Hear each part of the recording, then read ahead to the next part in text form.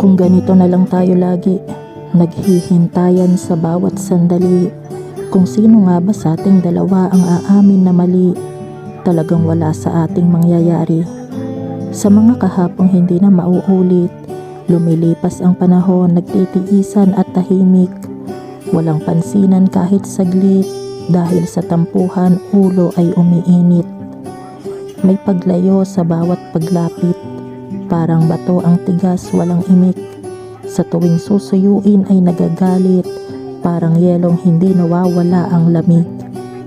Habang sa dilim nangangapa, para lang ikaw ay makita, heto tayo naghihintayan sa wala, hindi alam kung pwede ulit magsimula. Ang pusong nalulumbay, ano pa bang hinihintay?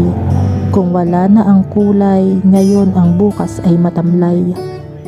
Sa dami ng magagandang awit, isa lang ang nais ko na marinig, at yon ay ang iyong tinig na sinisigaw ng aking dibdib.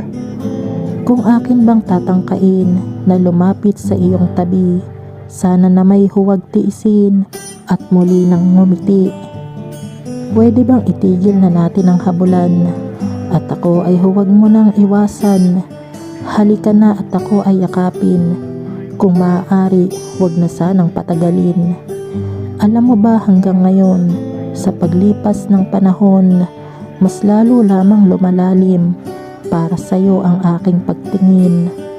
Maging dito man o doon, ang pag-ibig ko sa iyo mula pa noon, sana'y muli pang tanggapin at huwag mo lang sayangin.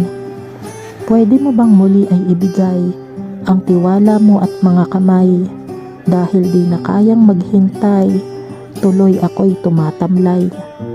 Sumandal ka na sa aking bisig, pagkat nais ko nang marinig ang iyong tinig, habang madilim ang paligid at ako ay nakapikit.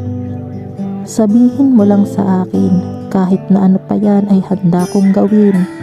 Makamit ko lang ang tamis ng iyong halik, na walang kapantay at kapalit. Mula sa ating paghihiwalay, hanggang kailan kaya ako maghihintay, na sana ay mayakap kang muli at makasama araw-araw, gabi-gabi. Ang aking hiling, ako'y muli mong tanggapin, kaya't huwag ka nang mainis sa'kin, at sana ako ay dinggin. Heto na ako nagsusumamo, kaya huwag ka namang magtampo. Pagbigyan mo na ako at ang tayo na makapagsimula ng bago. Ang naging pag-iibigan natin, ayokong basta na lang baliwalain, kaya't sana'y pansinin mo ang aking lambing at bumalik ka na muli sa aking piling.